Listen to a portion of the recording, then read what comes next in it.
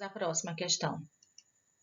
Qual expressão não é coloquial? Coloquial é isso, é do dia a dia, que você usa na fala, que você deve evitar na redação do Enem, porque ela exige a linguagem formal, a linguagem culta. Bom, nós temos aqui alguns que são gírias, tipo assim, legal, isso é legal. Legal é uma gíria, gente. Nós temos também aqui abreviaturas, né? Em vez de estar, tá, né? Que você deve evitar. O aí, que é da linguagem coloquial. Então, a expressão que não é coloquial, que se você acrescentar alguma informação, é o ademais. O ademais significa além do mais. E ela pode ser usada na redação, ela não é uma expressão do dia a dia que a gente usa na nossa fala. Essas outras são. Quando você quer acrescentar lá na conclusão alguma outra medida, você pode usar ademais, é necessário, é preciso. O ademais significa além do mais. Palavras coloquiais pertencem à nossa fala, à nossa oralidade, e a gente deve evitar para não perder pontuação. Alguns outros exemplos aqui, tipo assim, fazer o quê, né? Tá ligado? Elas não são aceitas na redação do Enem, gente. As expressões que representam gírias, que representam palavras que foram simplificadas, como o tá, o né, vamos evitar. Tem que ser a linguagem formal. Próxima questão. Não use frases na primeira pessoa. Ainda temos alunos usando a primeira pessoa. A primeira pessoa, eu, ou então a primeira pessoa do plural, nós. Então, você deve evitar colocar a sua opinião. Eu penso, eu acredito, eu acho. Claro que o texto manifesta a sua opinião, mas ele deve ser uma linguagem que se refere a todos, né? De uma forma que a gente chama impessoal, que não dá para perceber a que pessoa eu estou me referindo. Então, a primeira pessoa, eu, você deve evitar os verbos nessa pessoa e usar também os pronomes, certo? Então, aqui essa afirmação está certíssima. Por favor, não usem mais eu acho, eu acredito, eu penso, na minha opinião, porque a dissertação, mais uma vez repetindo, ela é impessoal. Não use a primeira pessoa. Acreditamos que o mundo será melhor assim. Não use a primeira pessoa, certo? Use a terceira pessoa. Observa-se, né? Acredita-se, usa a terceira pessoa do singular, não a primeira, nem do singular, nem do plural. Mais uma questão do nosso joguinho. Que conectivo não é adequado para iniciar a conclusão? Gente, aqui o único que não é adequado é o no entanto.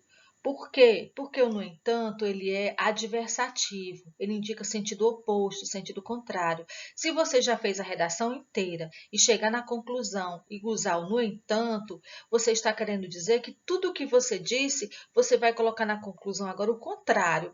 Então, você vai estar desfazendo a sua redação. Esses outros são expressões usadas em conclusão.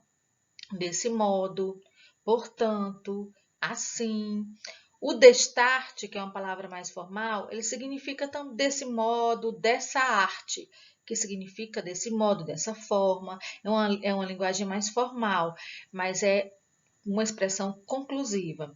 Então, o no entanto, o entretanto, o porém, o contudo, elas são de sentido adversativo, de sentido oposto. Não pode ser usado na conclusão.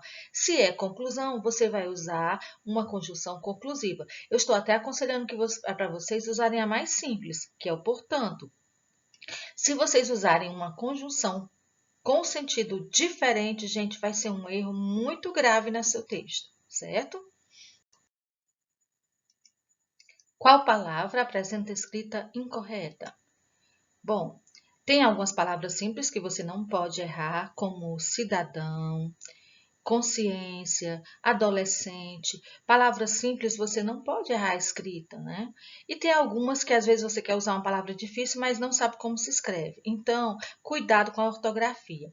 Dentre essas palavras aqui, a palavra incorreta é empecilho, porque se escreve em empecilho com a letra E. E essas outras, cidadão, o plural é cidadãos, né? Muita gente escreve errado. Entretenimento, cuidado com a escrita dessa palavra. Reivindicar, muita gente fala reivindicar, colocando o N, né? E cuidado aqui com perspectiva, que é o RS. Então, a ortografia também não vale uma pontuação tão alta, mas ela é bastante exigida na redação do Enem. uma dica, se você tem dúvida sobre a escrita de alguma palavra, não coloque. Use um sinônimo, uma palavra que tem o mesmo significado, mas não vá escrever errado. Às vezes a pessoa quer usar uma palavra muito formal no meio da redação, como a palavra odiernamente, né, que significa atualmente. Mas se ela não sabe a escrita, gente, aí não vai adiantar, né? Vai ser pior.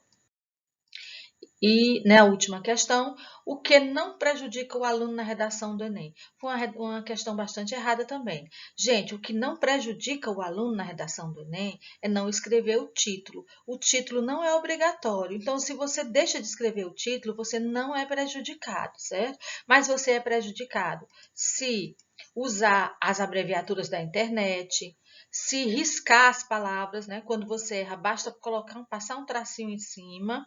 Você não deve rabiscar. Se você fizer cópias dos textos motivadores, você vai ser prejudicado, né? Porque plágio é crime, né? E se você ultrapassar as 30 linhas, também você vai ser prejudicado. Então, não é obrigatório criar o título, nada de internetês na sua redação. E não vamos copiar dos textos motivadores, copiar frases, copiar o texto um trecho muito grande dos textos motivadores, né? Copiar muita coisa dos textos motivadores. Você pode tirar suas conclusões através dos textos motivadores, mas não copiar ao pé da letra as frases dos textos motivadores. E a última dica é, gente, escolher as palavras corretas não quer dizer escolher palavras difíceis. Então, a precisão vocabular é um dos fatores muito importantes, que é você passar uma ideia clara, precisa, que tenha sentido. O segredo continua sendo a simplicidade, contanto que o texto tenha sentido, que tenha coerência, tenha lógica. Não adianta você colocar um texto que tenha palavras bastante complicadas se o seu texto não tiver coerência, não tiver lógica. Então, a simplicidade, de uma forma clara, direta, que os seus argumentos sejam bem fundamentados, com informações, com dados, vai ser muito bem avaliado. Não adianta querer usar palavras difíceis se as palavras não vão estar bem colocadas no seu texto. Eu espero que essa atividade tenha conseguido ajudar um pouco vocês a esclarecer algumas dúvidas. E vamos continuar na luta para a gente escrever melhor e vocês obterem bastante sucesso, se Deus quiser. Até a próxima!